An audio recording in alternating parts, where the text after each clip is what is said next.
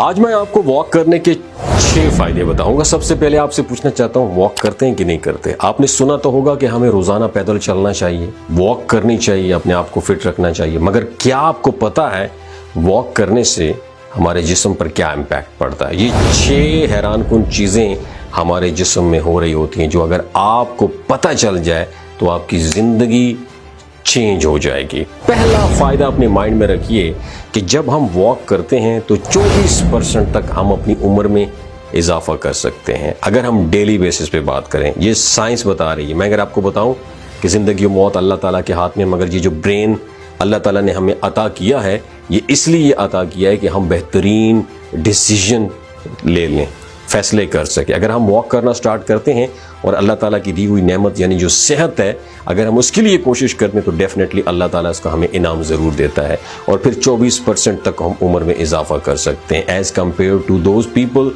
Who जो walk नहीं करते। उनके बनिस्बत 24% आप अपनी उम्र में इजाफा कर सकते हैं।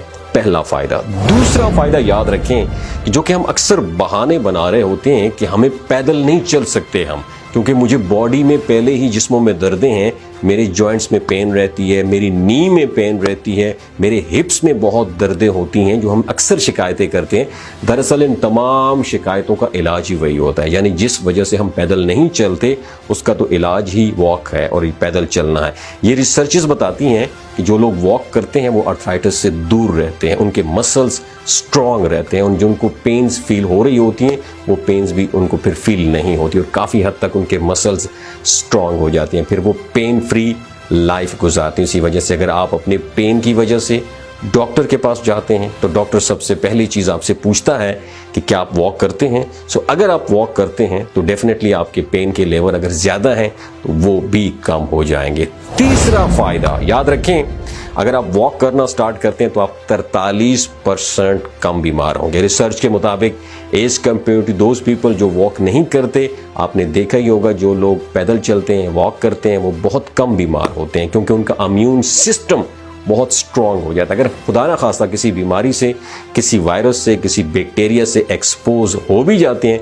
तो हमारा इम्यून सिस्टम बहुत शानदार काम करता है क्योंकि हमने अपने आप को एक्टिव रखा होता है, हमने अपनी सेहत का ख्याल रखा होता है। और बहुत ज़्यादा ज़रूरी ये है कि हम अपने इम्यून सिस्टम को स्ट्रॉन्ग कर लें ताकि हम डिफरेंट बीमारियों से महफूज रह सकें। चौथा फ़ायदा ये है, याद रखिए, अगर आपको ये लगता है आपको आइडियाज़ नहीं आते, आप ज़हीन नहीं हैं, तो आप अपनी उस चीज़ के ऊपर काम कर सकते हैं, सिर्फ वॉक करके काम कर सकते हैं। और रिसर्चेस ये बताती हैं कि जो लोग वॉक करते हैं उनको वॉक के दौरान फ्लो ऑफ आइडियाज़ आ रहे होते हैं, यानी ऐसी ऐसी चीज़ें उनको माइंड में आ रही होती हैं जो उन्होंने कभी पहले सोची नहीं होती, उनको फ़ौरन से वो चीज़ें क्लिक करती हैं, फिर उन आइडियाज़ के ऊपर वो लोग काम करना स्टार्ट कर देते हैं क्योंकि हम अपने आप को फिर टाइम दे रहे होते हैं, हमें वो आइडियाज़ आ रहे होते हैं। जो हम रेडी रूटीन में होते हैं तो हम अपने आप को क्योंकि टाइम ही नहीं दे पाते, हम अपने साथ वक्त ही नहीं गुजारते, हम कहीं ना कहीं दुनिया की रंगीनियों में गुम हो जाती हैं, भूल भुलाइयों में गुम हो जाते हैं, फिर वो आइडियाज़ जो हमें आने होते हैं वो कभी नहीं आते।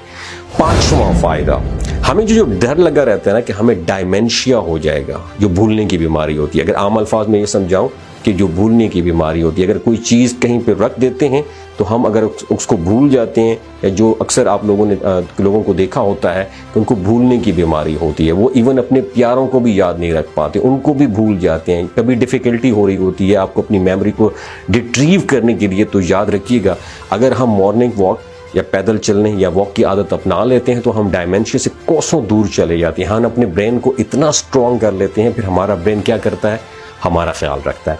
छठा फ़ायदा याद रखिएगा, अगर आप डेली बेसिस पे कम से कम 30 मिनट की वॉक करते हैं तो हार्ट डिजीज होने के 19% चांसेस कम हो जाते हैं। फिर हम अपने हार्ट को, अपने दिल को एंजॉय करते हैं। मैंने अभी आपको ये 6 फ़ायदे बताए, ये सिर्फ 6 चीज़ें नहीं होती हमारे जिस्म में, इसके अलावा बेतहाशा इंप्रूवमेंट्स हमारी बॉडी में हो रही होती हैं, मगर हमने आपको ये 6 मेन चीज़ें बताई हैं ताकि आप एटलीस्ट अभी से वॉक करना स्टार्ट कर दें।